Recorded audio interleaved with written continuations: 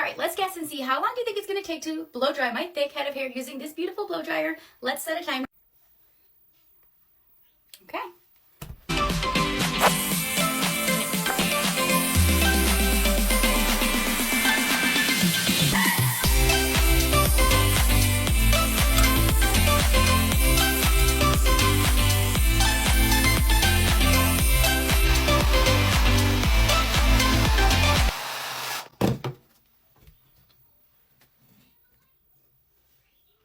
Four minutes and 17 seconds. Holy smokes.